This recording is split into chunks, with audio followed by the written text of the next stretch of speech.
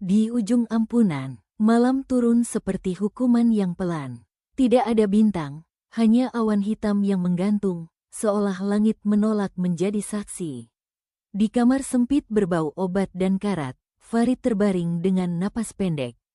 Detak jam di dinding berdentang seperti vonis menghitung waktu yang tersisa, bukan usia yang telah berlalu. Farid pernah yakin hidup ada di tangannya sendiri.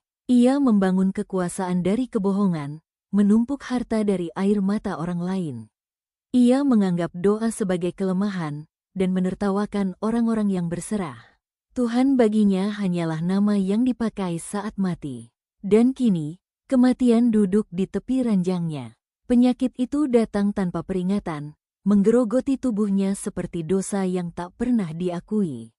Setiap malam, Farid terbangun dengan keringat dingin. Bukan karena nyeri, tapi karena mimpi-mimpi yang menghukumnya, wajah-wajah yang pernah ia hianati, tangan-tangan yang dulu meminta tolong namun ia singkirkan. Dalam kesendirian itu, Farid mulai berbicara dengan gelap. "Jika engkau ada," bisiknya dengan suara rapuh, "mengapa baru sekarang kau datang?" Tak ada jawaban, hanya sunyi yang lebih berat. Ia mencoba berdoa, lidahnya kaku, ayat-ayat terasa asing. Kata-kata itu jatuh ke lantai sebelum sempat naik ke langit. Farid marah pada dirinya sendiri, marah karena bahkan saat ingin kembali, ia tak tahu caranya. Seorang perawat tua sering singgah di kamarnya setiap subuh. Wajahnya tenang, langkahnya pelan. Ia tak pernah bertanya tentang masa lalu Farid. Suatu pagi, Farid bertanya lirih, "Apakah Tuhan masih mendengar orang yang hidupnya penuh dusta?"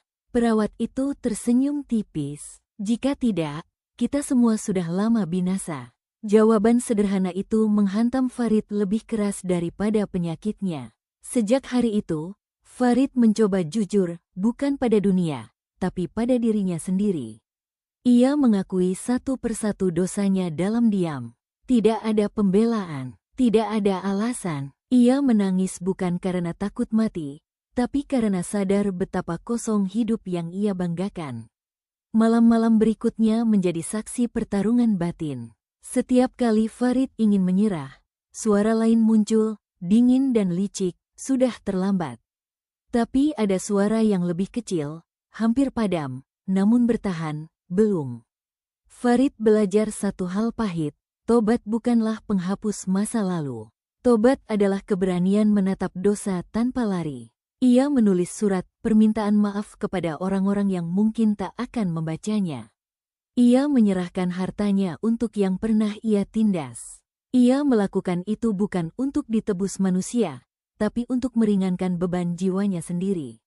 Pada malam terakhir, hujan turun perlahan. Farid membuka mata dengan susah payah. Tidak ada ketakutan seperti dulu, hanya lelah yang panjang. Bibirnya bergerak, bukan merapal janji, hanya satu pengakuan. "Aku pulang, meski terlambat." Detak jam berhenti. Subuh datang tanpa suara. Cahaya tipis menyelinap ke kamar kosong itu. Tidak ada yang tahu bagaimana akhir Farid di sisi Tuhan. Tapi satu hal pasti, ia tidak mati dalam kesombongan. Ia mati dalam pengakuan. Dan kadang, di hadapan Yang Maha Mengetahui, pengakuan yang jujur lebih bernilai daripada hidup yang tampak suci.